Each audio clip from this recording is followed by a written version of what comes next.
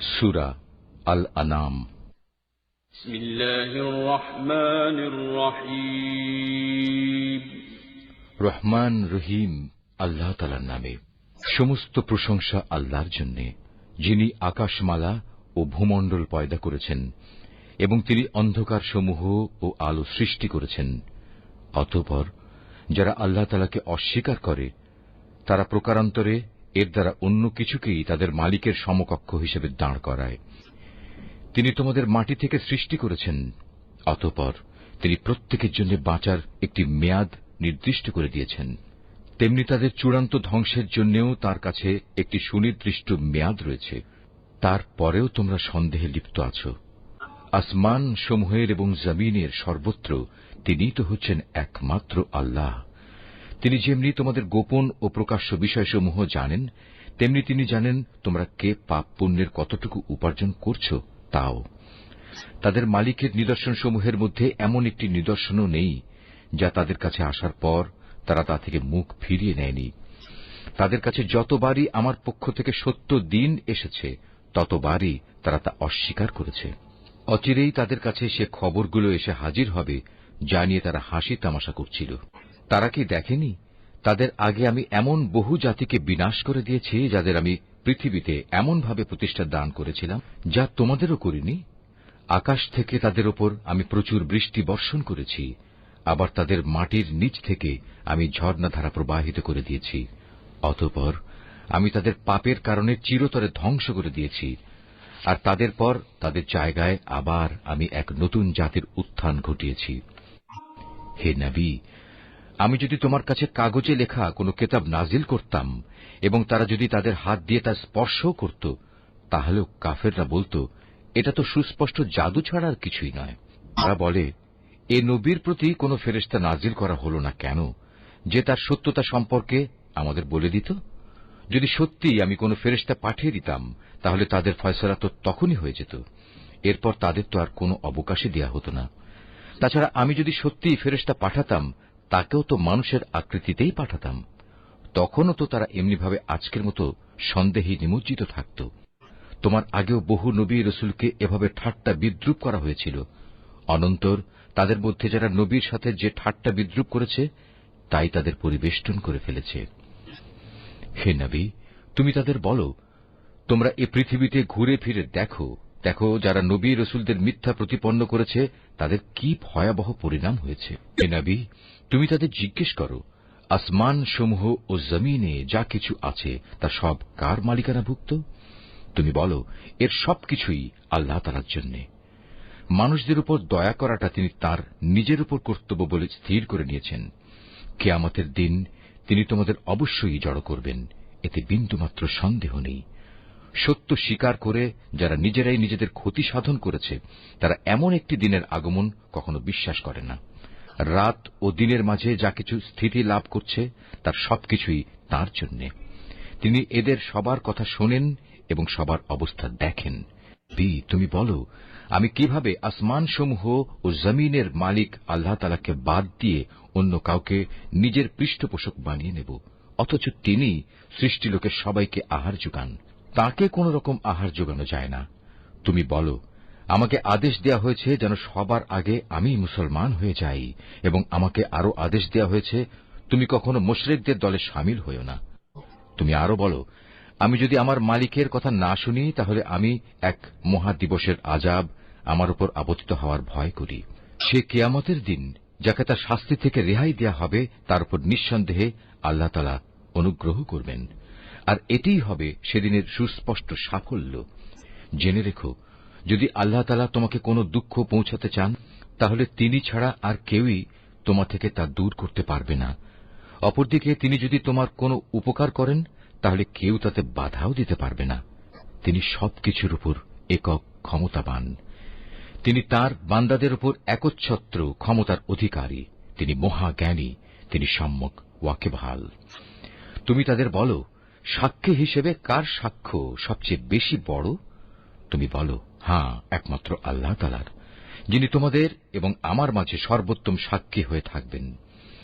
এ কোরআন তার কাছ থেকেই আমার কাছে নাজিল করা হয়েছে, যেন তা দিয়ে তোমাদের এবং তোমাদের পর যাদের কাছে এ গ্রন্থ পৌঁছবে তাদের সকলকে আমি আযাবের ভয় দেখাই। তোমরা কি সত্যিই একথা সাক্ষ্য দিতে পারবে যে আল্লাহর সাথে আরো কোনো ইলাহ রয়েছে? হে নবী, তুমি তাদের জানিয়ে দাও, আমি জেনে বুঝে কখনো এ ধরনের মিথ্যা সাক্ষ্য দিতে পারব না। তুমি বলো, তিনি তো একক, তোমার আল্লাহ তাআলার সাথে যে শিরক করে যাচ্ছ তার সাথে আমার কোনোই সম্পর্ক নেই। তোমার আগে যাদের আমি কিতাব দান করেছি তারা নবীকে ঠিক সেভাবেই চেনে যেভাবে চেনে তারা তাদের আপন ছেলেদের, কিন্তু যারা নিজেরাই নিজেদের ক্ষতি সাধন করেছে তারা তো কখনো ঈমান আনবে না। তার চাইতে বড় জালেম আর কে আছে যে স্বয়ং আল্লাহ তাআলা সম্পর্কে কোনো মিথ্যা কথা রচনা করে কিংবা তার কোনো আয়াতকে অস্বীকার করে? এ ধরনের জালেমরা কখনো সাফল্য লাভ করতে পারবে না। একদিন আমি তাদের সবাইকে একত্রিত করব, অতঃপর মুশরিকদের উদ্দেশ্য করে আমি বলবো, তারা সবাই আজ কোথায় যাদের তোমরা দুনিয়ার জীবনে আমার সাথে শরীক মনে করতে? অতঃপর তাদের সেদিন একথা বলা ছাড়া কোনো যুক্তিই থাকবে না যে আল্লাহ তাআলার কসম, যিনি আমাদের মালিক, আমরা কখনো মুশরিক ছিলাম না।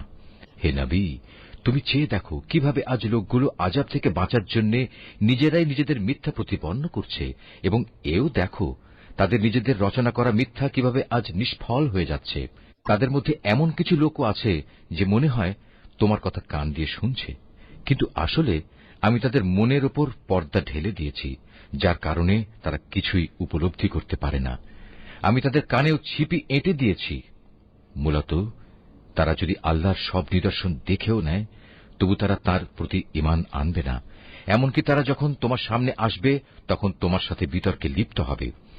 কোরআনের আয়াত সম্পর্কে কাফেররা বলবে, এ তো পুরনো দিনের গল্প কথা ছাড়া আর কিছুই নয়। তারা যেমন নিজেদের তা শোনা থেকে বিরত রাখে তেমনি অন্যদেরও তা থেকে দূরে রাখে। মূলত এ আচরণে তারা নিজেদেরই ধ্বংস সাধন করছে, অথচ তারা কোনো খবরই রাখে না। তুমি যদি সত্যিই তাদের দেখতে পেতে যখন এই হতভাগ্য ব্যক্তিদের জ্বলন্ত আগুনের পাশে এনে দাঁড় করানো হবে, তখন তারা চিৎকার করে বলবে, হায়, যদি আমাদের আবার দুনিয়ায় ফেরত পাঠানো হতো তাহলে আমরা আর কখনো আমাদের মালিকের আয়াতসমূহকে মিথ্যা প্রতিপন্ন করতাম না এবং আমরা অবশ্যই ঈমানদার লোকদের দলে শামিল হয়ে যেতাম।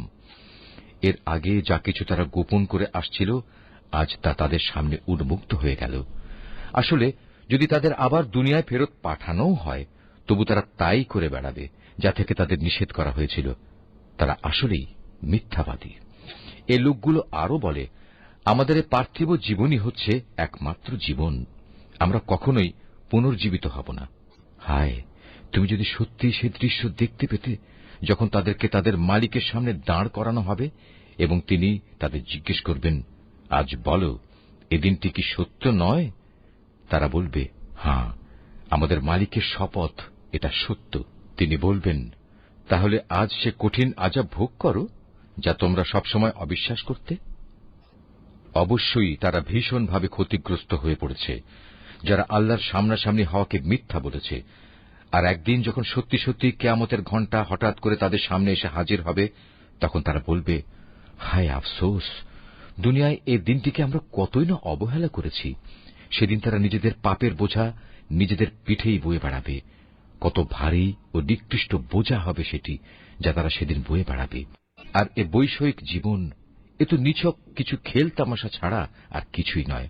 মূলত পরকালের বাড়িঘরই তাদের জন্য উৎকৃষ্ট যারা আল্লাহ তাআলাকে ভয় করে। তোমরা কি মোটেই অনুধাবন করো না?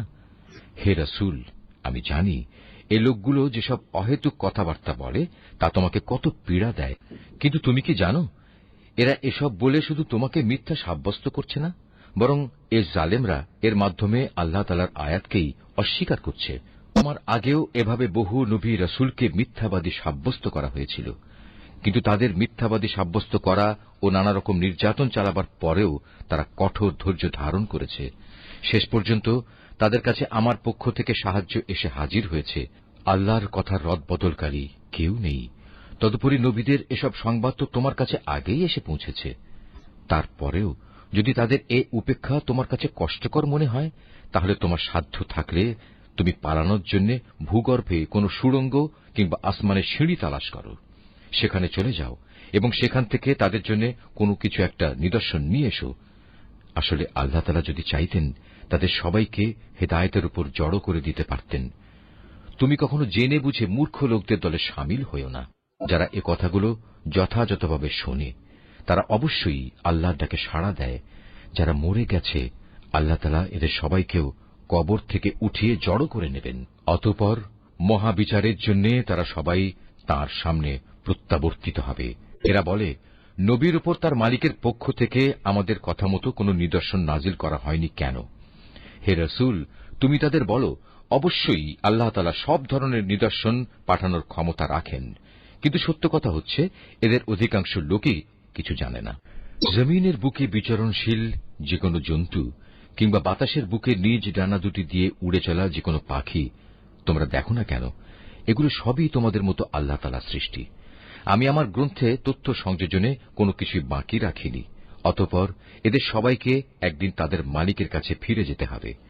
যারা আমার আয়াতকে মিথ্যা সাব্যস্ত করে তারা হেদায়েতের ব্যাপারে বধির ও মূক, তারা অন্ধকারে পড়ে আছে। আল্লাহ তাআলা যাকে চান তাকে গোমরা করে দেন, আবার যাকে চান তাকে সঠিক পথের উপর স্থাপন করে দেন। তুমি বলো, তোমরা কি ভেবে দেখেছ যখন তোমাদের উপর আল্লাহর পক্ষ থেকে বড় ধরনের কোনো আযাব আসবে কিংবা হঠাৎ করে কিয়ামত এসে হাজির হবে, তখন তোমরা কি আল্লাহ তাআলা ছাড়া আর কাউকে ডাকবে?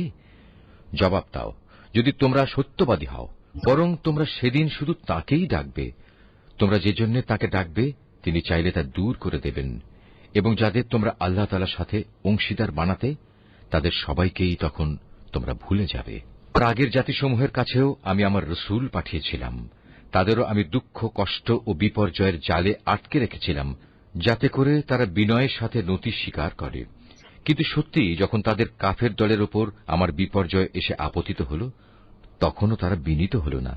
অধিকন্তু তাদের অন্তর এতে আরো শক্ত হয়ে গেল, এবং তারা যা করে যাচ্ছিল শয়তান তাদের কাছে তা আকর্ষণীয় করে তুলে ধরল। অতঃপর তারা সেসব কিছুই ভুলে গেল যা তাদের বারবার স্মরণ করানো হয়েছিল।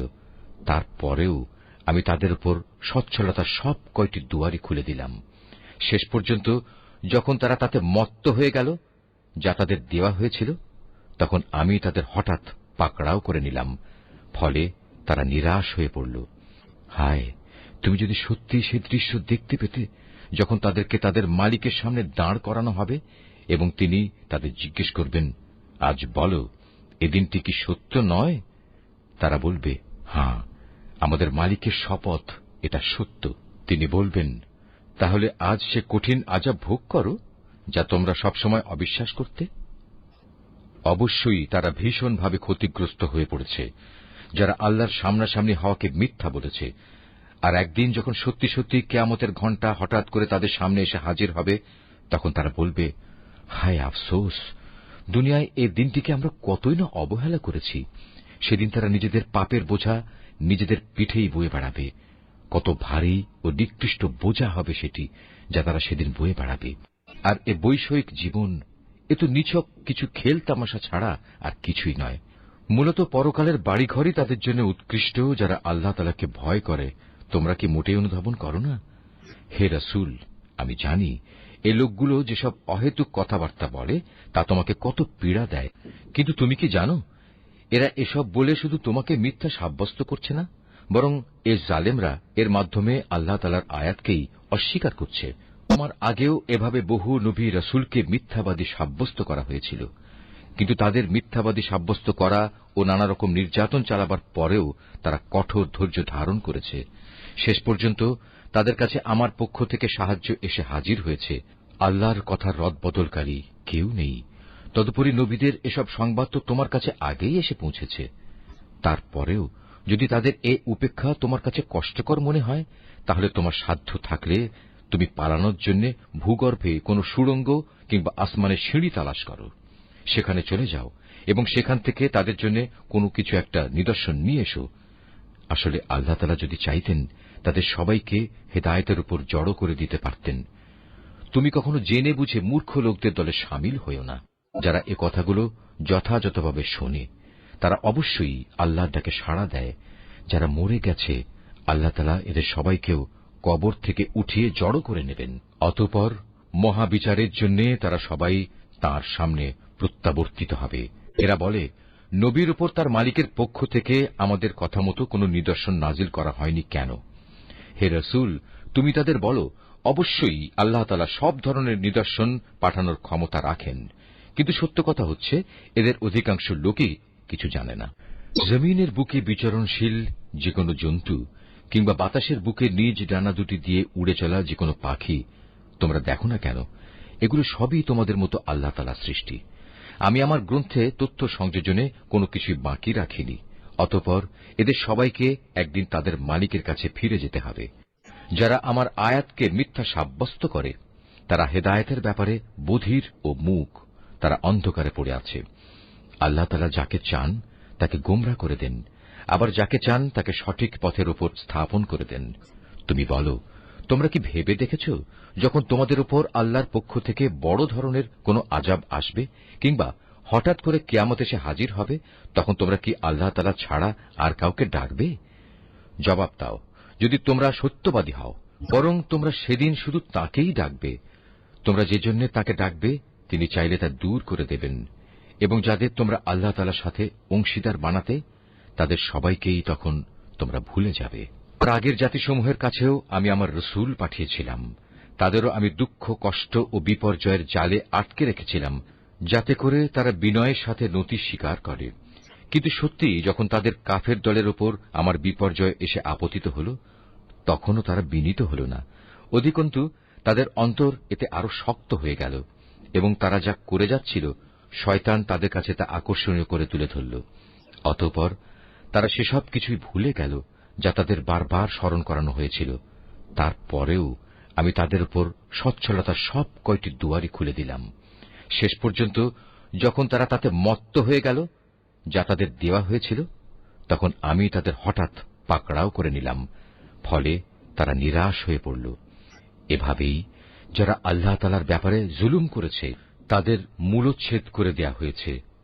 আর সকল প্রশংসা আল্লাহ তাআলার জন্যই, যিনি সৃষ্টিকুলের মালিক। হে রসুল, তাদের তুমি বলো, তোমরা কি একথা ভেবে দেখেছ, যদি আল্লাহ তাআলা কখনো তোমাদের শোনার ও দেখার ক্ষমতা কেড়ে নেন এবং তোমাদের অন্তরসমূহের উপর মোহর মেরে দেন, তবে আল্লাহ তাআলা ছাড়া তোমাদের দ্বিতীয় কোনো ইলাহ আছে কি যে তোমাদের এসব কিছু ফিরিয়ে দিতে পারবে? লক্ষ্য করো কিভাবে আমার আয়াতসমূহ আমি খুলে খুলে বর্ণনা করছি। আশ্চর্যের বিষয়, এ সত্ত্বেও তারা মুখ ফিরিয়ে নিচ্ছে। তুমি বলো, তোমরা চিন্তা করে দেখেছ কি, যদি কখনো অকস্মাৎ কিংবা প্রকাশ্যভাবে আল্লাহর আযাব তোমাদের উপর আপতিত হয়, তাতে কতিপয় জালেম সম্প্রদায়ের লোক ব্যতীত অন্য কাউকে ধ্বংস করা হবে কি?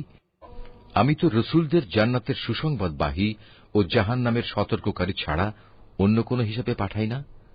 তারপর যে ব্যক্তি রসুলদের উপর ঈমান আনবে এবং এভাবে নিজেকে সংশোধন করে নেবে, এমন লোকদের পরকালে কোনো ভয় নেই এবং তাদের সেদিন কোন রকম চিন্তিতও হতে হবে না। অপরদিকে যারা আমার আয়াতসমূহকে মিথ্যা প্রতিপন্ন করবে, তাদের এই নাফরমানির কারণে আমার আযাব সেদিন তাদের ঘিরে ধরবে। হে মুহাম্মদ, তুমি বলো, আমি তো তোমাদের একথা বলি না যে আমার কাছে আল্লাহ তাআলার বিপুল ধনভাণ্ডার রয়েছে, না একথা বলি আমি গায়েবের কোনো খবর রাখি, আর একথাও বলি না যে আমি একজন ফেরেশতা। আসলে আমি তো সেই ওহীরই অনুসরণ করি যা আমার উপর নাজিল করা হয়। তুমি বলো, অন্ধ আর চক্ষুষ্মান ব্যক্তি কি কখনো এক হতে পারে? তোমরা কি চিন্তা ভাবনা করে দেখো না? হে মুহাম্মদ, তুমি সে কিতাবের মাধ্যমে সেসব লোককে পরকালের আযাবের ব্যাপারে সতর্ক করে দাও, যারা এ ভয় করে যে তাদেরকে একদিন তাদের মালিকের সামনে একত্র করা হবে। সেদিন তাদের জন্য তিনি ছাড়া দ্বিতীয় কোনো সাহায্যকারী বন্ধু কিংবা কোনো সুপারিশকারী থাকবে না। আশা করা যায় তারা সাবধান হবে। যারা সকাল সন্ধ্যায় তাদের মালিককেই ডাকে, তাঁরই সন্তুষ্টি কামনা করে, তাদের তুমি কখনো তোমার কাছ থেকে সরিয়ে দিও না, কারণ তাদের কাজকর্মের জবাবদিহিতার দায়িত্ব যেমন তোমার উপর কিছুই নেই, তেমনি তোমার কাজকর্মের হিসাব কেতাবের কোন রকম দায়িত্ব তাদের উপর নেই। তারপরেও যদি তুমি তাদের তোমার কাছ থেকে দূরে সরিয়ে দাও, তাহলে তুমি বাড়াবাড়ি করা লোকদের দলে সামিল হয়ে যাবে। আর আমি এভাবেই তাদের একদল দ্বারা অন্য দলের পরীক্ষা নিয়েছি, যেন তারা একদল একথা বলতে পারে যে এরাই কি হচ্ছে আমাদের মাঝে সে দলের লোক যাদের উপর আল্লাহ তাআলা তার অনুগ্রহ করেছেন। আল্লাহ তাআলা কি ভালো করে জানেন না কারা তার প্রতি কৃতজ্ঞ? যারা আমার আয়াতসমূহের উপর ঈমান এনেছে তারা যখন তোমার কাছে আসবে, তখন তুমি তাদের বলো, আল্লাহ তাআলার পক্ষ থেকে তোমাদের উপর শান্তি বর্ষিত হোক। তোমাদের উপর অনুগ্রহ করাটা তোমাদের মালিক নিজের কর্তব্য বলে স্থির করে নিয়েছেন।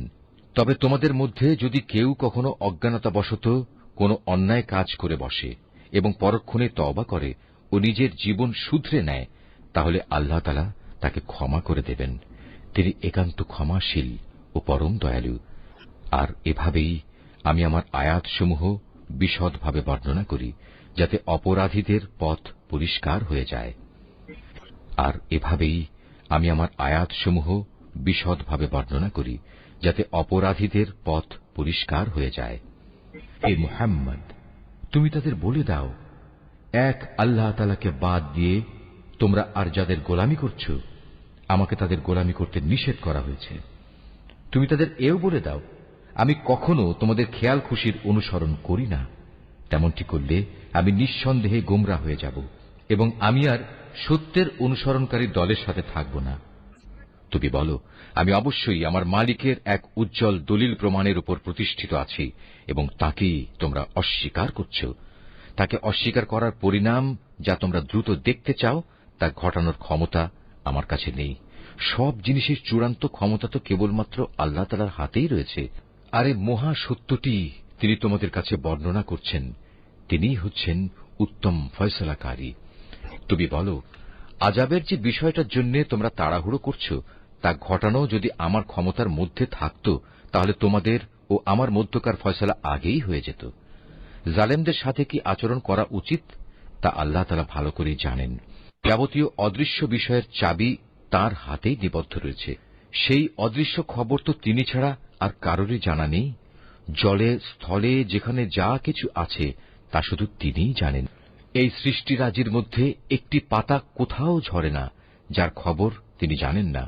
মাটির অন্ধকারে একটি শস্যকণাও নেই, নেই কোনো তাজা সবুজ কিংবা ক্ষয়িষ্ণু শুকনো কিছু, যার পূর্ণাঙ্গ বিবরণ একটি সুস্পষ্ট গ্রন্থে মজুদ নেই।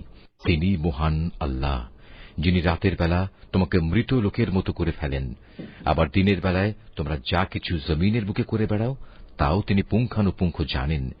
পরিশেষে সেখানে তিনি তোমাদের মৃত সম অবস্থা থেকে আবার জীবনের অবস্থায় ফিরিয়ে আনেন, যাতে করে তোমাদের নির্দিষ্ট সময়কাল এভাবে পূর্ণতা প্রাপ্ত হতে পারে। আর এই মেয়াদ পূর্ণ করার পর তোমাদের সবার প্রত্যাবর্তন একদিন তাঁর দিকেই সংঘটিত হবে। অতঃপর তিনি তোমাদের পুঙ্খানুপুঙ্খ বলে দেবেন তোমরা কি কাজ করছিলে। আল্লাহ তাআলা নিজ বান্দাদের যাবতীয় বিষয়ের উপর পূর্ণ মাত্রায় কর্তৃত্বশীল। এজন্যই তিনি তোমাদের উপর পাহারাদার ফেরেশতা নিযুক্ত করেন। অবশেষে তোমাদের কারো যখন মৃত্যু এসে হাজির হয়, তখন প্রেরিত ফেরেশতারা এসে তার জীবনের সমাপ্তি ঘটিয়ে দেয়। দায়িত্ব পালনে এরা কখনো কোনো ভুল করে না। অতঃপর তাদের সবাইকে বিচারের জন্য তাদের আসল মালিকের সামনে ফিরিয়ে নেওয়া হবে। হুঁশিয়ার থেকো, কারণ যাবতীয় ক্ষমতা ও কর্তৃত্ব কিন্তু একা তাঁর এবং তড়িৎ হিসাব গ্রহণে তিনি অত্যন্ত তৎপর। তুমি তাদের বলো, যখন তোমরা স্থলভূমে ও সমুদ্রের অন্ধকারে বিপদে পড়ো, যখন তোমরা কাতর কণ্ঠে এবং নীরবে তাকে ডাকতে থাকো, তখন কে তোমাদের সেসব থেকে উদ্ধার করে? কাকে তোমরা তখন বলো, হে মালিক, আমাদের যদি তুমি বাঁচিয়ে দাও, তাহলে আমরা তোমার কৃতজ্ঞ বান্দাদের দলে শামিল হয়ে যাব। তুমি বলে দাও, হ্যাঁ, আল্লাহ তাআলাই তখন তোমাদের সে অবস্থা থেকে এবং যাবতীয় বিপদ আপদ থেকে বাঁচিয়ে দেন। তারপরেও তোমরা তাঁর সাথে অন্যদের শরীক করো।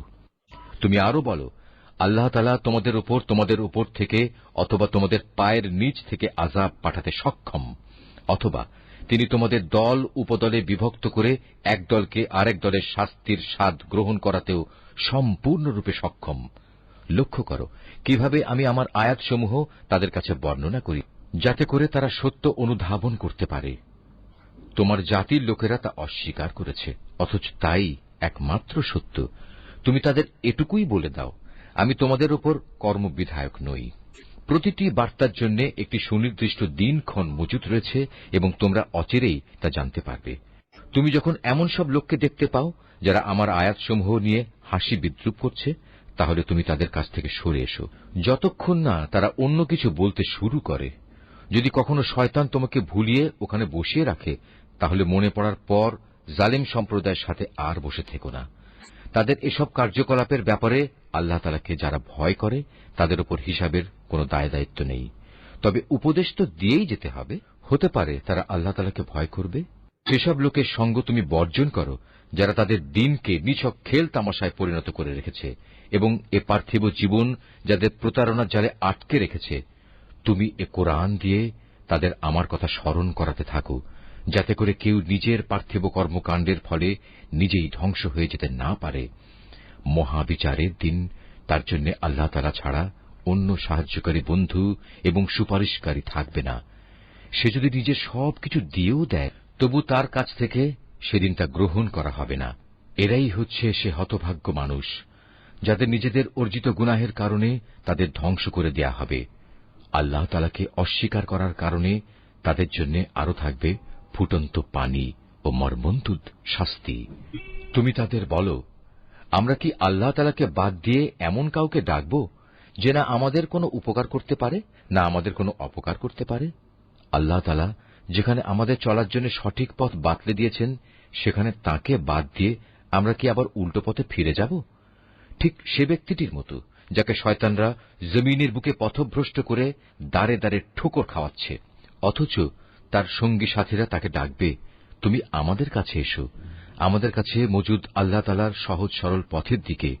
তুমি বলে দাও, সত্যিকার অর্থে হেদায়েত তো তাই যা আল্লাহর পক্ষ থেকে আসে, এবং আমাদের এ আদেশ দেয়া হয়েছে যেন আমরা সৃষ্টিকুলের মালিকের সামনে আনুগত্যের মাথা নত করি। আমরা যেন নামাজ প্রতিষ্ঠা করি এবং আল্লাহ তাআলাকে ভয় করি, কেননা তিনিই হচ্ছেন এমন সত্তা যার সামনে একদিন তোমাদের সমবেত করা হবে। তিনি যথাবিধি আসমান সমূহ ও জমিন সৃষ্টি করেছেন। যেদিন আবার তিনি বলবেন সব কিছু বিলীন হয়ে যাও, তখন সাথে সাথেই তা বিলীন হয়ে যাবে। তাঁর কথাই হচ্ছে চূড়ান্ত সত্য। যেদিন সিঙায় ফু দেয়া হবে, সেদিন যাবতীয় কর্তৃত্ব ও বাদশাহী হবে একান্তই তাঁর। তিনি দৃশ্য অদৃশ্য সবকিছু সম্পর্কেই সম্যক অবগত রয়েছেন। তিনি প্রজ্ঞাময়, তিনি সম্যক অবগত। স্মরণ করো যখন ইব্রাহিম তার পিতা আজরকে বলল, তুমি কি মূর্তিগুলোকে মাবুদ বানিয়ে নিয়েছ? আমি তো দেখতে পাচ্ছি তুমি ও তোমার সম্প্রদায়ের লোকেরা স্পষ্ট গুমরাহিতে নিমজ্জিত রয়েছ। এভাবে আমি ইব্রাহিমকে আকাশসমূহ ও জমিনের যাবতীয় পরিচালন ব্যবস্থা দেখাতে চেয়েছিলাম, যেন সে নিশ্চিত বিশ্বাসীদের দলে সামিল হয়ে যেতে পারে। যখন তার উপর আঁধার ছেয়ে রাত এল, তখন সে একটি তারকা দেখতে পেল। তারকাটি দেখেই সে বলে উঠল, এ বুঝি আমার মালিক। কিন্তু কিছুক্ষণ পরেই যখন তারকাটি ডুবে গেল, তখন সে কিছুটা দ্বিধাগ্রস্ত হয়ে বলল, যা ডুবে যায় তাকে তো আমি আমার মালিক বলে পছন্দ করতে পারি না। এবার যখন সে আকাশে একটি ঝলমলে চাঁদ দেখল, তখন বলল, হ্যাঁ, এই মনে হয় আমার মালিক। অতঃপর এক পর্যায়ে যখন তাও ডুবে গেল, তখন সে বলল, আমার রব যদি আমাকে সঠিক পথের দিশা না দেখান, তাহলে অবশ্যই আমি গোমরা লোকদের দলে সামিল হয়ে যাব। এরপর দিনের বেলায় সে যখন দেখল একটি আলোকোজ্জ্বল সূর্য, এবং দেখেই বলতে লাগল, মনে হচ্ছে এ আমার মালিক, কারণ এ যাবৎ যা দেখেছি এটা তার সবগুলোর বড়। সন্ধ্যা ঘনিয়ে আসতে আসতে তাও যখন ডুবে গেল, তখন ইব্রাহিম নতুন বিশ্বাসে বলীয়ান হয়ে নিজের জাতিকে ডেকে বলল, হে আমার সম্প্রদায়ের লোকেরা, তোমরা যেসব কিছুকে আল্লাহ তাআলার সাথে অংশীদার বানাও, আমি তা থেকে সম্পূর্ণ মুক্ত। আমি নিষ্ঠার সাথে সেই মহান সার্বভৌম মালিকের দিকেই আমার মুখ ফিরিয়ে নিচ্ছি, যিনি এই আসমানসমূহ ও জমিন সহ চাঁদ, সূরজ, গ্রহ, তারা সবকিছু পয়দা করেছেন। আমি এখন আর মুশরিকদের দলভুক্ত নই। এরপরই তার জাতির লোকেরা তার সাথে আল্লাহ তাআলার ব্যাপারে বিতর্ক শুরু করে দিল। জবাবে সে বলল, তোমরা কি আমার সাথে স্বয়ং কুল মখলুকাতের মালিক আল্লাহ তাআলার ব্যাপারে তর্ক করছ? অথচ তিনিই আমাকে সঠিক পথের দিশা দিয়েছেন।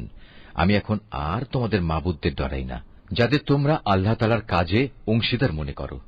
অবশ্য আমার মালিক যদি অন্য কিছু চান, সেটা আলাদা কথা। আমার মালিকের জ্ঞান সব কিছুর উপর পরিব্যাপ্ত।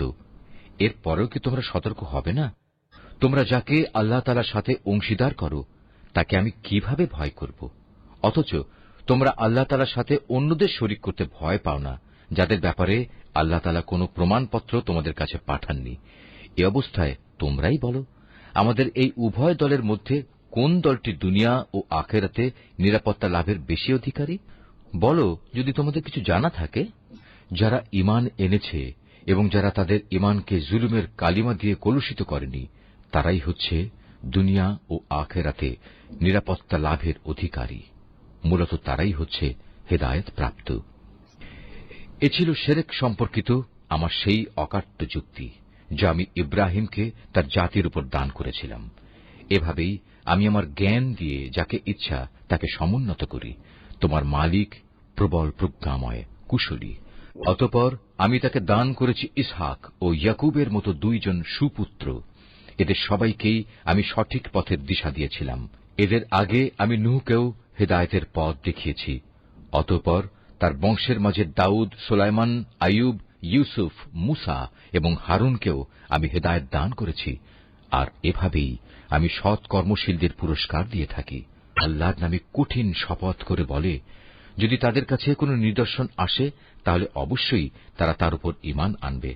তুমি বলো, নিদর্শন পাঠানো সম্পূর্ণ তো আল্লাহ তাআলার নিজস্ব ব্যাপার। কে তোমাকে বুঝিয়ে দেবে যে নিদর্শন এলেও এরা কখনো ঈমান আনবে না? আমি অচিরেই তাদের অন্তঃকরণ ও দৃষ্টিশক্তিকে অন্যদিকে ফিরিয়ে দেব, যেমন তারা প্রথমবারেই এ কোরআনের উপর ঈমান আনেনি, এবং আমি তাদের অবাধ্যতার আবর্তে ঘুরপাক খাওয়ার জন্য ছেড়ে দেব। জাকারিয়া, ইয়াহিয়া, ঈসা এবং ইলিয়াসকেও আমি সঠিক পথ দেখিয়েছিলাম। এরা সবাই ছিল নেককারদের দলভুক্ত। আরো সৎ পথ দেখিয়েছিলাম ইসমাইল, ইয়াসা, ইউনুস এবং লূতকেও। এদের সবাইকেই আমি নবুয়ত দিয়ে সৃষ্টিকুলের উপর বিশেষ মর্যাদা দান করেছিলাম। এদের পূর্বপুরুষ, এদের পরবর্তী বংশধর ও এদের ভাই বন্ধুদেরও নেতৃত্বের জন্য নানাভাবে পুরস্কৃত করেছিলাম। আমি এদেরকেই বাছাই করে নিয়েছিলাম এবং সেজন্যই আমি এদের সবাইকে সরল পথে পরিচালিত করেছিলাম। এ হচ্ছে আল্লাহ তাআলার হেদায়েত। নিজ বান্দাদের মাঝে যাকে চান তিনি তাকেই এ হেদায়েত দান করেন। কিন্তু তারা যদি শিরক করত তাহলে তাদের যাবতীয় কর্ম অবশ্যই নিষ্ফল হয়ে যেত। এরাই ছিল সেসব লোক যাদের আমি কিতাব, প্রজ্ঞা ও নবুয়ত দান করেছি। আজ যদি তারা তা অস্বীকার করে তাতে আমার কোনোই ক্ষতি নেই। আমি তো অতীতে এমন এক সম্প্রদায়ের উপর এ দায়িত্ব অর্পণ করেছিলাম যারা কখনো এগুলো প্রত্যাখ্যান করেনি। আল্লাহ তাআলা এদের সবাইকে সৎ পথে পরিচালিত করেছেন। অতএব হে মুহাম্মদ, তুমি এদের পথেরই অনুসরণ করো এবং বলো, এজন্য আমি তোমাদের কাছ থেকে কোনো পারিশ্রমিক চাই না। আসলে এ হচ্ছে দুনিয়ার মানুষের জন্য একটি স্মরণিকা মাত্র। তারা আল্লাহ তাআলাকে তাঁর যথাযোগ্য মর্যাদা দান করেনি। বিশেষ করে যখন তারা বলল আল্লাহ তাআলা কোনো মানুষের উপর কোনো বস্তু গ্রন্থই নাজিল করেননি, তুমি তাদের জিজ্ঞেস করো, যদি তাই হয় তাহলে মুসার আনিত কিতাব, যা মানুষের জন্য ছিল এক আলোকবর্তিকা ও পথনির্দেশ, যা তোমরা কাগজের পাতায় লিখে রাখতে, যার কিছু অংশ তোমরা মানুষের সামনে প্রকাশ করতে এবং অধিকাংশই গোপন করে রাখতে। সর্বোপরি সে কিতাব দ্বারা তোমাদের এমন সব জ্ঞান শিক্ষা দেয়া হতো যার কিছুই তোমরা জানতে না এবং তোমাদের পূর্বপুরুষেরাও জানত না। তা কে নাজিল করেছেন? তুমি বলো, আল্লাহ তাআলাই তা নাজিল করেছেন। হে নবী, তুমি তাদের এ নিরর্থক আলোচনায় মত্ত থাকতে দাও। এটি এক বরকতপূর্ণ গ্রন্থ যা আমি তোমার কাছে পাঠিয়েছি। এটি আগের কিতাবের পুরোপুরি সত্যায়ন করে এবং যাতে এ কিতাব দিয়ে তুমি মক্কা ও তার পার্শ্ববর্তী জনপদসমূহের মানুষকে সাবধান করবে। যারা আখিরাতের উপর ঈমান আনে তারা এ কিতাবের উপর ঈমান আনে, আর তারা তাদের নামাজসমূহেরও হেফাজত করে। সে ব্যক্তি চাইতে বড় জালেম আর কে আছে যে আল্লাহ তাআলা সম্পর্কে নানাবিধ মিথ্যা কথা রচনা করে বেড়ায়, অথবা বলে আমার উপর ওহী নাজিল হয়েছে, যদিও তার প্রতি কিছুই নাজিল করা হয়নি। তার চাইতে বড় জালেম কে যে বলে আমি অচিরেই আল্লাহর নাজিল করা গ্রন্থের মতো কিছু নাজিল করে দেখাবো? যদি জালেমদের মৃত্যু যন্ত্রণা উপস্থিত হবার সময় তাদের অবস্থাটা তুমি দেখতে পেতে, যখন মৃত্যুর ফেরেশতারা তাদের দিকে হাত বাড়িয়ে দিয়ে বলবে, তোমাদের প্রাণবায়ু বের করে দাও। তোমরা আল্লাহ তাআলা সম্পর্কে যেসব অন্যায় কথা বলতে এবং আল্লাহর আয়াতের ব্যাপারে যে ক্ষমাহীন ঔদ্ধত্য প্রকাশ করতে, তার জন্য আজ অত্যন্ত অবমাননাকর এক আযাব তোমাদের দেয়া হবে। আজ তোমরা আমার সামনে একাকী নিঃসঙ্গ অবস্থায় এলে, যেমনি নিঃসঙ্গ অবস্থায় আমি তোমাদের প্রথমবার তৈরি করেছিলাম। অতঃপর তোমাদের আমি যা কিছু বিষয় সম্পদ দান করেছিলাম তার সবটুকুই তোমরা পেছনে ফেলে একান্ত খালি হাতে এখানে এসেছ। কই তোমাদের সাথে তোমাদের সুপারিশকারী ব্যক্তিরা, যাদের তোমরা মনে করতে তোমাদের কাজকর্মের ব্যাপারে তারাও অংশীদার? তাদের তো আজ তোমাদের সাথে দেখতে পাচ্ছি না। বস্তুত তাদের এবং তোমাদের মধ্যেকার সেই মিথ্যা সম্পর্ক আজ ছিন্ন ভিন্ন হয়ে গেছে, এবং তাদের ব্যাপারে তোমরা যা ধারণ করতে তাও আজ নিষ্ফল প্রমাণিত হয়ে গেছে। অবশ্যই আল্লাহ তাআলা শস্য বীজ ও আঁটিগুলো অঙ্কুরিত করেন।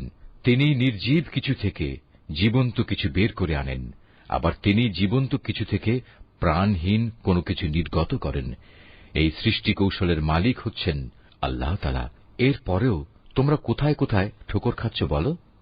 রাতের আঁধার ভেদ করে তিনি উষার উন্মেষ ঘটান। তিনি রাতকে তোমাদের বিশ্রামের জন্য নির্দিষ্ট করে দিয়েছেন, এবং তোমাদের হিসাব কিতাবের জন্য তিনি পয়দা করেছেন চাঁদ ও সূরজকে। এই সব কিছুই হচ্ছে মহাপরাক্রমশালী ও জ্ঞানী আল্লাহ তাআলার নির্ধারণ করা বিষয়।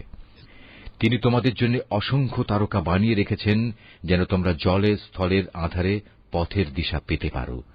যে সম্প্রদায়ের লোকেরা নিজেদের পরিণাম সম্পর্কে জানে, তাদের জন্য আমি আমার নিদর্শনসমূহ খুলে খুলে বর্ণনা করেছি। তিনি তোমাদের মাত্র একটি ব্যক্তি সত্তা থেকে পয়দা করেছেন, অতঃপর তিনি বানিয়ে দিলেন তোমাদের থাকার জায়গা ও মাল সামানা রাখার জায়গা। জ্ঞানী লোকদের জন্য আমি আমার নিদর্শনগুলো এভাবেই বিস্তারিতভাবে বর্ণনা করে থাকি। তিনি আসমান থেকে পানির ধারা নাজিল করেন, অতঃপর সে পানি দিয়ে আমি সব রকমের উদ্ভিদ ও গাছপালা জন্মানোর ব্যবস্থা করি। তা থেকে সবুজ শ্যামল পাতা উদ্গত করি। পরে তা থেকে পরস্পর জড়ানো ঘন শস্য দানাও সৃষ্টি করি, এবং ফলের ভারে নুয়ে পড়া খেজুরের গোছা বের করে আনি। আঙুরের উদ্যানমালা, জলপাই ও আনার পয়দা করি। এগুলো একে অন্যের সদৃশ্য হয়, আবার একটার সাথে আরেকটার গড় মিলও থাকে। গাছ যখন সুশোভিত হয় তখন একসময় তা ফলবান হয়, আবার যখন ফলগুলো পাকতে শুরু করে তখন তোমরা এই সৃষ্টি নৈপুণ্য দেখো। অবশ্যই এতে ঈমানদার লোকদের জন্য বহু নিদর্শন রয়েছে। জিনকে আল্লাহর সাথে শরীক মনে করে, অথচ আল্লাহ তাআলাই জিনদের পয়দা করেছেন। অজ্ঞতার বশবর্তী হয়ে তারা আল্লাহ তাআলার উপর পুত্র কন্যা ধারণের অপবাদও আনায়ন করে, অথচ আল্লাহ তাআলা মহামান্বিত। এরা যা বলে তিনি তার চাইতে অনেক মহান ও পবিত্র। তিনি আসমান সমূহ ও জমিনের একক উদ্ভাবক। এদের তুমি বলো, তার সন্তান হবে কিভাবে? তার তো জীবন সঙ্গিনীই নেই। সবকিছু তো তিনিই পয়দা করেছেন, এবং সবকিছু সম্পর্কে তিনি পুরোপুরি ওয়াকেবহাল রয়েছেন। এ হচ্ছেন আল্লাহ তাআলা, তোমাদের মালিক। তিনি ছাড়া আর কোনো মাবুদ নেই। সবকিছুর একক স্রষ্টা তিনি। সুতরাং তোমরা তাঁরই ইবাদত করো। সবকিছুর উপর তিনি চূড়ান্ত তত্ত্বাবধায়ক বটে। কোন সাধারণ দৃষ্টি তাকে দেখতে পায় না, অথচ তিনি সবকিছুই দেখতে পান। তিনি সূক্ষ্মদর্শী। তিনি সবকিছু সম্পর্কেই খোঁজ খবর রাখেন। তোমাদের কাছে তোমাদের মালিকের পক্ষ থেকে এই সূক্ষ্ম দৃষ্টি সম্পন্ন জ্ঞানের নিদর্শন এসেছে। অতঃপর যদি কোনো ব্যক্তি এসব নিদর্শন দেখতে পায়, তাহলে সে তা দেখবে তার নিজের কল্যাণের জন্যই। আবার যদি কেউ তা না দেখে অন্ধ হয়ে থাকে, তাহলে তার দায়িত্ব তার উপর বর্তাবে। তুমি বলো, আমি তোমাদের উপর তত্ত্বাবধায়ক নই? আমি এভাবেই আমার আয়াতগুলো তোমাদের কাছে বিধৃত করি, যাতে করে কাফেররা একথা বলতে পারে তুমি এসব কথা ভালো করেই পড়ে এসেছ, এবং যারা জ্ঞানী তাদের জন্য যেন আমি আমার আয়াতসমূহ সুস্পষ্ট করে দিতে পারি। হে মুহাম্মদ, তুমি শুধু তারই অনুসরণ করো যা তোমার মালিকের কাছ থেকে তোমার কাছে নাজিল করা হয়েছে। আল্লাহ তাআলা ছাড়া অন্য কোনো মাবুদ নেই। এরপরেও যারা শিরকে লিপ্ত, তাদের তুমি পুরোপুরি এড়িয়ে চলো। আল্লাহ তাআলা যদি চাইতেন তাহলে এরা কেউই তার সাথে শিরক করত না।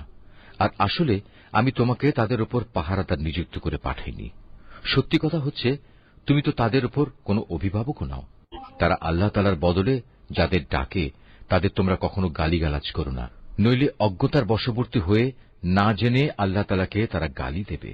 আমি প্রত্যেক জাতির কাছেই তাদের নিজেদের কার্যকলাপ সুশোভন করে রেখেছি। অতঃপর সবাইকেই তাদের মালিকের কাছে ফিরে যেতে হবে। অতঃপর তিনি তাদের বলে দেবেন তারা দুনিয়ার জীবনে কি করে এসেছে।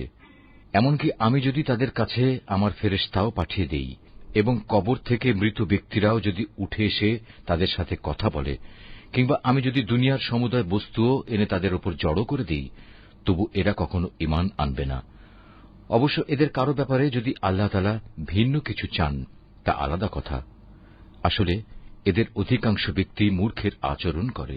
আমি এভাবেই প্রত্যেক নবীর জন্য যুগে যুগে কিছু কিছু দুশমন বানিয়ে রেখেছি মানুষের মাঝ থেকে, কিছু আবার জিনদের মাঝ থেকে, যারা প্রতারণা করার উদ্দেশ্যে একে অন্যকে চমকপ্রদ কথা বলে। তোমার মালিক চাইলে তারা অবশ্য এটা করতে পারত না।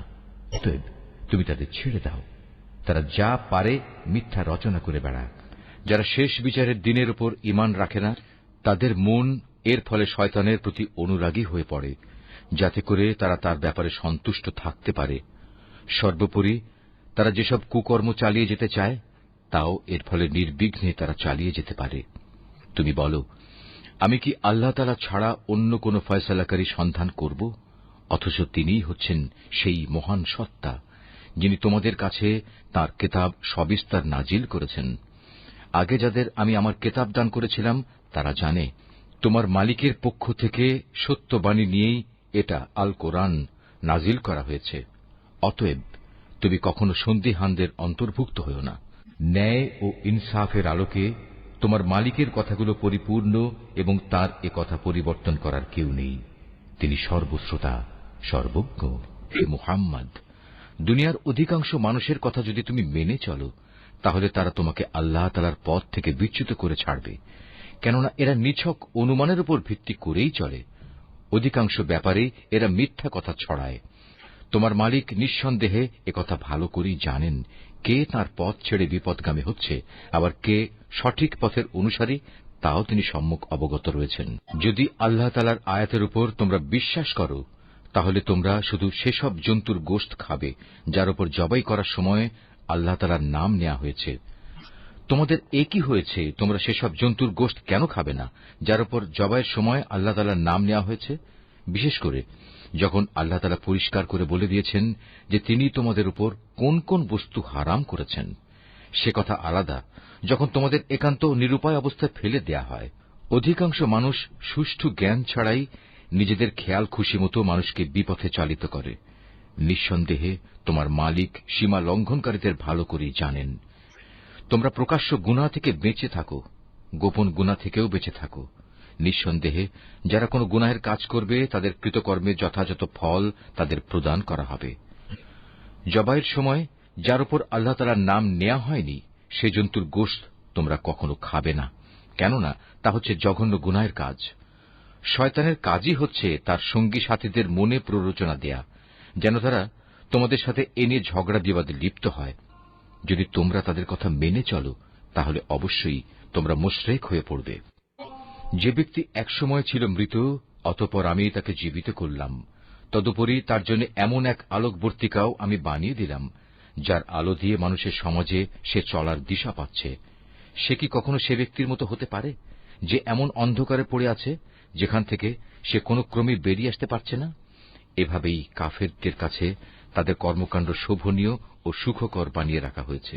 এভাবে আমি প্রত্যেক জনপদে তার কিছু কিছু বড় অপরাধী নিযুক্ত করে রেখেছি, যেন তারা সেখানে অন্যদের ধোঁকা দিতে পারে। আসলে এসব কিছুর মাধ্যমে তারা তাদের নিজেদেরই প্রতারিত করছে, অথচ তারা নিজেরা একথাটা মোটেই উপলব্ধি করতে পারছে না। তাদের কাছে যখনই আল্লাহর পক্ষ থেকে কোনো আয়াত আসে তখন তারা বলে ওঠে, আমরা এর উপর কখনো ঈমান আনব না যতক্ষণ না আমাদেরও তাই দেয়া হয় যা আল্লাহ রসুলদের দেয়া হয়েছে। আল্লাহ তাআলা ভালো করেই জানেন তার নবুয়ত তিনি কোথায় রাখবেন। যারা এ অপরাধ করেছে তারা অচিরেই আল্লাহর পক্ষ থেকে অপমান ও কঠিন আযাবের সম্মুখীন হবে। আল্লাহ তাআলা কাউকে সৎ পথে পরিচালিত করতে চাইলে তিনি তার হৃদয় ইসলামের জন্য খুলে দেন, আবার যাকে তিনি বিপদগামী করতে চান তার হৃদয় অতিশয় সংকীর্ণ করে দেন। তার ইসলামের অনুসরণ হয় এমন যেন কোনো একজন ব্যক্তি আকাশে চড়তে চাইছে, আর যারা আল্লাহর উপর বিশ্বাস করে না আল্লাহ তাআলা এভাবেই তাদের উপর অপমানজনক এক লাঞ্ছনা ও নাপাকি ছেয়ে দেন। মূলত এটিই হচ্ছে তোমার মালিকের দেখানো সহজ সরল পথ। আমি অবশ্যই আমার আয়াতসমূহ উপদেশ গ্রহণে আগ্রহী সম্প্রদায়ের জন্য বিশদভাবে বর্ণনা করেছি। তাদের মালিকের কাছে রয়েছে তাদের জন্য শান্তির এক সুন্দর নিবাস। আল্লাহ তাআলাই তাদের অভিভাবক। দুনিয়ায় তারা যা করত এটা হচ্ছে তারই বিনিময়। স্মরণ করো, যেদিন আল্লাহ তাআলা সবাইকে একত্রিত করবেন, তখন তিনি শয়তানরূপী জিনদের বলবেন, হে জিন সম্প্রদায়, তোমরা তো বিভিন্ন সময় অনেক মানুষকেই গোমরা করেছ। এ সময় মানুষের ভেতর থেকে যারা তাদের বন্ধু, তারা বলবে, হে আমাদের মালিক, আমরা এক একজনকে ব্যবহার করে দুনিয়ার জীবনে প্রচুর লাভ কামিয়েছি, আর এভাবেই আমরা চূড়ান্ত সময়ে এসে হাজির হয়েছি যা তুমি আমাদের জন্য নির্দিষ্ট করে রেখেছিলে। আল্লাহ তাআলা বলবেন, হ্যাঁ, আজ তোমাদের সে গুমরাহির জন্য তোমাদের ঠিকানা হচ্ছে জাহান্নামের আগুন, সেখানে তোমরা চিরকাল থাকবে। অবশ্য যাদের আল্লাহ তাআলা আযাব থেকে বাঁচিয়ে দিতে চাইবেন তাদের কথা আলাদা। তোমার মালিক অবশ্যই প্রজ্ঞাময় ও সম্যক অবহিত। আমি এভাবে একদল জালেমকে তাদেরই অন্যায় কার্যকলাপের দরুন আর একদল জালেমের উপর ক্ষমতাবান করে দেই। আল্লাহ তাআলা সেদিন আরো বলবেন, হে জিন ও মানুষ সম্প্রদায়, বলো, তোমাদের কাছে কি তোমাদেরই মধ্যে থেকে আমার এমন এমন সব রসুল আসেনি যারা আমার আয়াতগুলো তোমাদের কাছে বর্ণনা করত, উপরন্তু যারা তোমাদের ভয় দেখাত যে তোমাদের আজকের এ দিনের সম্মুখীন হতে হবে? সেদিন ওরা বলবে, হ্যাঁ, এসেছিল, তবে আজ আমরা আমাদের নিজেদের বিরুদ্ধেই সাক্ষ্য দিচ্ছি। মূলত দুনিয়ার জীবন এদের প্রতারিত করে রেখেছিল। তারা নিজেদের বিরুদ্ধেই একথা সাক্ষ্য দেবে যে তারা আসলেই কাফের ছিল। এটা এজন্যে যে তোমার মালিক অন্যায়ভাবে এমন কোন জনপদের মানুষকে ধ্বংস করেন না যার অধিবাসীরা সত্য দিন সম্পর্কে সম্পূর্ণ গাফেল থাকে। তাদের নিজস্ব কর্ম অনুযায়ী প্রতিটি ব্যক্তির জন্যই তার মর্যাদা রয়েছে। তোমার মালিক তাদের কাজকর্ম সম্পর্কে মোটেই উদাসীন নন। তোমার মালিক নিজে কারো মুখাপেক্ষী নন। দয়া ও অনুগ্রহের মালিক তিনি যদি চান তাহলে তোমাদের এই জনপদ থেকে সরিয়ে নিতে পারেন এবং তোমাদের পরে অন্য যাদের তিনি চান এখানে এনে বসিয়েও দিতে পারেন, যেমনি করে তোমাদেরও তিনি অন্য সম্প্রদায়ের বংশধর থেকে উত্থান ঘটিয়েছেন। তোমাদের কাছে যে প্রতিশ্রুতি দেয়া হচ্ছে তা অবশ্যই আসবে, আর তোমরা আল্লাহকে ব্যর্থ করে দেওয়ার ক্ষমতা রাখো না। তাদের তুমি বলে দাও, হে আমার জাতি, তোমরা নিজ নিজ জায়গায় যা যা করার করে যাও, আমিও আমার করণীয় করে যাব। অচিরেই তোমরা জানতে পারবে কার জন্য পরিণামে সুন্দর ঘর নির্দিষ্ট রয়েছে। জালেমরা কখনো সাফল্য লাভ করতে পারে না। এবং আল্লাহ তাআলা যে শস্য উৎপাদন করেছেন এবং গবাদি পশু সৃষ্টি করেছেন, এ মূর্খ ব্যক্তিরা তারই এক অংশ আল্লাহর জন্য নির্দিষ্ট করে রাখে এবং নিজেদের খেয়াল খুশি মতো একথা বলে, এ অংশ হচ্ছে আল্লাহর জন্য আর এ অংশ হচ্ছে আমাদের দেবতার জন্য। অতঃপর যা তাদের দেবতাদের জন্য রাখা হয় তা কখনো আল্লাহর কাছ পর্যন্ত পৌঁছয় না। যদিও আল্লাহর নামে যে ভাগ রাখা হয় তা শেষতক তাদের দেবতাদের কাছে গিয়েই পৌঁছে।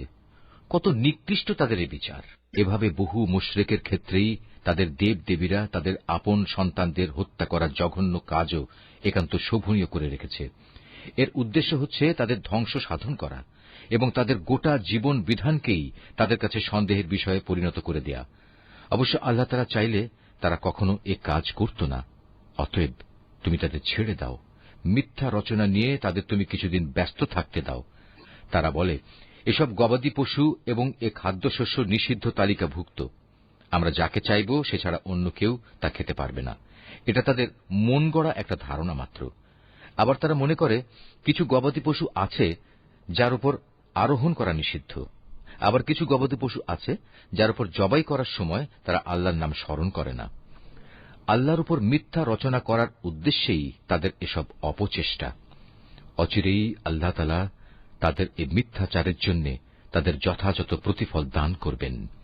তারা বলে, এসব গবাদি পশুর পেটে যা কিছু আছে তা শুধু আমাদের পুরুষদের জন্যই নির্দিষ্ট এবং আমাদের স্ত্রীদের জন্য তা হারাম।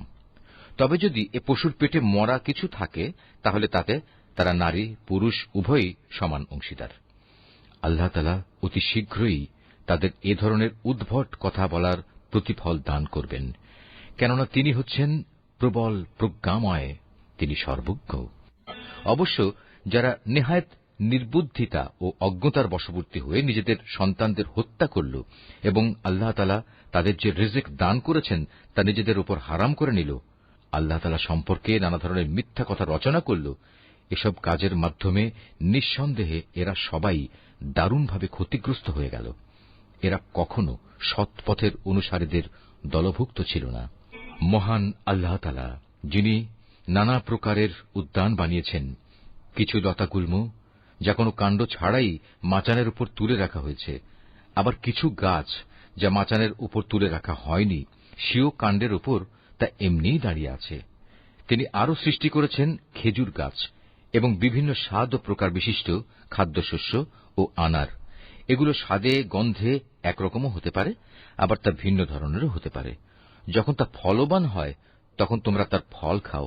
তোমরা ফসল তোলার দিনে যে বঞ্চিত তার হক আদায় করো, কখনো অপচয় করো না, কেননা আল্লাহ তাআলা অপচয়কারীদের পছন্দ করেন না। গবাদি পশুর মধ্যে কিছু পশু হচ্ছে ভারবাহী ও কিছু হচ্ছে খাবার উপযোগী।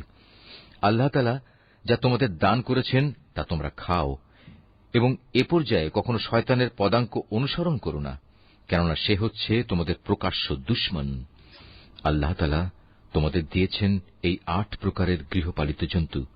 প্রথমত 2 মেষ, দ্বিতীয়ত 2 ছাগল। হে মুহাম্মদ, তুমি তাদের জিজ্ঞেস করো, এর নর 2 কিংবা মাদি 2 কিংবা তাদের পেটে যা কিছু আছে তার কোনটি কি আল্লাহ তাআলা তোমাদের জন্য হারাম করেছেন? তোমরা আমাকে প্রমাণ সহ বলো যদি তোমরা সত্যবাদী হও। তৃতীয়ত 2 উট, চতুর্থত 2 গরু। এর নর 2 কিংবা মাদি 2 কি আল্লাহ তাআলা হারাম করেছেন, অথবা এদের উভয়ের পেটে যা কিছু আছে তা কি তিনি তোমাদের জন্য হারাম করেছেন? আল্লাহ তাআলা যখন এ আদেশ দিয়েছিলেন তখন তোমরা কি সেখানে উপস্থিত ছিলে? অতঃপর তার চাইতে বড় জালেম আর কে হতে পারে, যে মানুষকে গোমরা করার জন্য অজ্ঞতাবশত আল্লাহর নামে মিথ্যা কথা রচনা করে? নিশ্চয়ই আল্লাহ তাআলা সীমা লঙ্ঘনকারী সম্প্রদায়কে সঠিক পথে পরিচালিত করেন না। হে মুহাম্মদ, তুমি এদের বলো, আমার কাছে যে ওহী পাঠানো হয়েছে তাতে একজন ভোজনকারী মানুষ সাধারণত যা খেতে পারে তার মধ্যে এমন কোন জিনিস তো আমি পাচ্ছি না যা হারাম করা হয়েছে। হ্যাঁ, তা যদি মরা জন্তু, প্রবাহিত রক্ত এবং শুয়োরের গোশত হয় তাহলে তা অবশ্যই হারাম, কেননা এসব হচ্ছে নাপাক। অথবা এমন এক অবৈধ জন্তু যা আল্লাহ ছাড়া অন্য কারো নামে জবাই করা হয়েছে। তবে যদি কাউকে নাফরমানি এবং সীমা লঙ্ঘনজনিত অবস্থা ব্যতি রেখে এর কোন একটি জিনিস খেতে বাধ্য করা হয়, তাহলে তার ক্ষেত্রে তোমার মালিক অবশ্যই ক্ষমাশীল ও পরম দয়ালু। আর আমি ইহুদিদের জন্য নখযুক্ত সব পশুই হারাম করে দিয়েছি। গরু এবং ছাগলের চর্বিও আমি তাদের জন্য হারাম করেছি। তবে জন্তুর চর্বির যা কিছু পিঠ, আঁত কিংবা হাড়ের সাথে জড়ানো থাকে তা হারাম নয়। এভাবেই এগুলো হারাম করে আমি তাদের অবাধ্যতার শাস্তি দিয়েছিলাম। নিঃসন্দেহে আমি সত্যবাদী। এরপরেও যদি তারা তোমাকে মিথ্যাবাদী বলে তাহলে তুমি বলো, অবশ্যই তোমাদের মালিক এক বিশাল দয়ার আধার। তবে অপরাধীদের ওপর থেকে তাঁর শাস্তি কেউই ফেরাতে পারবে না। অচিরেই এ মুশরিক লোকগুলো বলতে শুরু করবে, যদি আল্লাহ তাআলা চাইতেন তাহলে আমরা ও আমাদের পূর্বপুরুষরা তো শিরক করতাম না, আর এভাবে আমরা কোনো জিনিসও নিজেদের উপর হারাম করে নিতাম না। তুমি তাদের বলো, এর আগেও অনেকে এভাবে আল্লাহর আয়াতকে অস্বীকার করেছে। অবশেষে তারা আমার শাস্তির স্বাদ ভোগ করেছে। তুমি তাদের জিজ্ঞেস করো, তোমাদের কাছে কি সত্যি এমন কোন জ্ঞান মজুদ আছে? থাকলে অতঃপর তা বের করে আমার কাছে নিয়ে এসো। তোমরা তো কল্পনার উপর নির্ভর করে কথা বলো এবং হামেশাই মিথ্যার অনুসরণ করো। তুমি আরো বলো, সবকিছুর চূড়ান্ত প্রমাণ তো আল্লাহ তাআলার কাছেই রয়েছে। তিনি যদি চাইতেন তাহলে তিনি তোমাদের সবাইকেই সৎ পথে পরিচালিত করে দিতেন। হে মুহাম্মদ, তুমি বলো, যাও তোমাদের সেসব সাক্ষী নিয়ে এসো যারা একথা সাক্ষ্য দেবে যে আল্লাহ তাআলাই এসব জিনিস তোমাদের উপর হারাম করেছেন। তাদের মধ্যে কিছু সাক্ষী যদি সাক্ষ্য দেয়ও, তবু তুমি তাদের সাথে কোনো সাক্ষ্য দিও না। যারা আমার আয়াতকে অস্বীকার করেছে, যারা পরকালের উপর ঈমান আনেনি, উপরন্তু যারা অন্য কিছুকে তাদের মালিকের সমকক্ষ মনে করে, তাদের তুমি কখনো অনুসরণ করো না। হে মুহাম্মদ, তুমি বলো, এসো আমি বরং তোমাদের বলে দিই, তোমাদের মালিক কোন কোন জিনিস তোমাদের জন্য হারাম করেছেন। সে জিনিসগুলো হচ্ছে, তোমরা তার সাথে অন্য কিছুকে শরীক করবে না, পিতামাতার সাথে ভালো ব্যবহার করবে, দারিদ্র্যের আশঙ্কায় কখনো তোমরা তোমাদের সন্তানদের হত্যা করবে না, কেননা আমি তোমাদের ও তাদের উভয়েরই আহার যোগাই। প্রকাশ্যে হোক কিংবা গোপনে হোক তোমরা অশ্লীলতার কাছেও যাবে না। আল্লাহ তাআলা যে জীবনকে তোমাদের জন্য মর্যাদাবান করেছেন তাকে কখনো যথার্থ কারণ ব্যতি রেখে হত্যা করো না। এ হচ্ছে কতিপয় নির্দেশ। আল্লাহ তাআলা এর মাধ্যমে তোমাদের আদেশ দিয়েছেন এগুলো যেন তোমরা মেনে চলো। আশা করা যায় তোমরা তার বাণীসমূহ অনুধাবন করতে পারবে। তোমরা কখনো এতিমদের সম্পদের কাছেও যাবে না, তবে উদ্দেশ্য যদি নেক হয় তাহলে সে একটা নির্দিষ্ট বয়সসীমার পৌঁছা পর্যন্ত কোনো পদক্ষেপ নিলে তা ভিন্ন কথা। পরিমাপ ও ওজন করার সময় ন্যায্যভাবেই তা করবে। আমি কখনো কারো ওপর তার সাধ্য সীমার বাইরে কোনো দায়িত্ব চাপাই না। যখনই তোমরা কোনো ব্যাপারে কথা বলবে তখন ইনসাফ প্রতিষ্ঠা করবে, যদি তা তোমাদের একান্ত আপনজনের বিরুদ্ধেও হয়। তোমরা আল্লাহ তাআলাকে দেয়া সব অঙ্গীকার পূরণ করো। এ হচ্ছে আরো কতিপয় আদেশ। এর মাধ্যমে আল্লাহ তাআলা তোমাদের আদেশ দিয়েছেন তোমরা যেন এগুলো মেনে চলো। আশা করা যায় তোমরা উপদেশ গ্রহণ করতে পারবে। এটা হচ্ছে আমার দেখানো সহজ সরল পথ। অতএব একমাত্র এ পথেরই তোমরা অনুসরণ করো। কখনো ভিন্ন পথ অবলম্বন করো না, কেননা ভিন্ন পথ অবলম্বন করলে তা তোমাদের তাঁর পথ থেকে বিচ্ছিন্ন করে দেবে। এ হচ্ছে আরো কয়েকটি নির্দেশ। আল্লাহ তাআলা এর মাধ্যমে তোমাদের আদেশ দিচ্ছেন যেন তোমরা এগুলো মেনে চলো। আশা করা যায় তোমরা আল্লাহ তাআলাকে ভয় করবে। অতঃপর আমি মূসাকে হেদায়েত সম্বলিত কেতাব দান করেছিলাম।